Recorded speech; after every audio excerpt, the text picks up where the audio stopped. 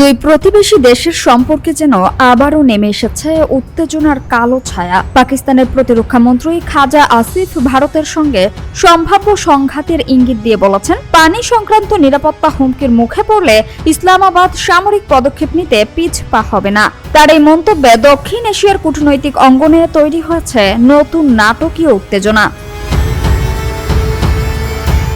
অন্যদিকে ভারত ১৯৬০ সালের সিন্ধু পানি চুক্তি স্থগিত রাখার অবস্থানে অনড় রয়েছে বলে জানিয়েছে। নয়াদিল্লির দাবি, ২০২৫ সালের এপ্রিল মাসে সংঘটিত এক হামলার পর এই সিদ্ধান্ত নেওয়া হয় এবং পাকিস্তান সমর্থিত আন্তঃসীমান্ত সন্ত্রাসী কার্যক্রম বন্ধ না হলে চুক্তি কার্যকর করা সম্ভব নয়।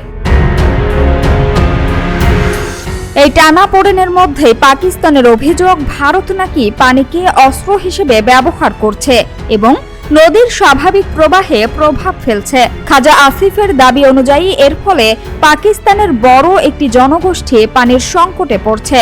বিশেষ করে সিন্ধু ও বেলুচিস্তান অঞ্চলে পরিস্থিতি দিন দিন আরও জটিল হয়ে উঠছে, যেন ধীরে ধীরে শুকিয়ে যাওয়া নদীর বুকে জমে উঠেছে অশান্তির আগুন।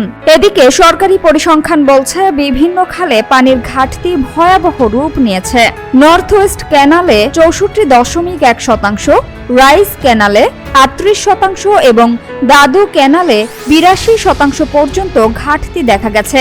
শুক্কুর ব্যারেজে পানির স্তর নেমে যাওয়ায় স্থানীয় প্রশাসন ও বিশ্লেষকরা আশঙ্কা করছেন, এই সংকট শুধু পানি নয়, ভবিষ্যতের অর্থনীতিকেও আরও গভীর অন্ধকারে ঠেলে দিতে পারে।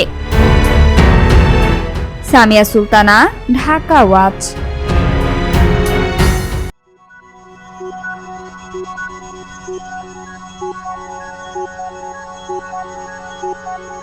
Thank you.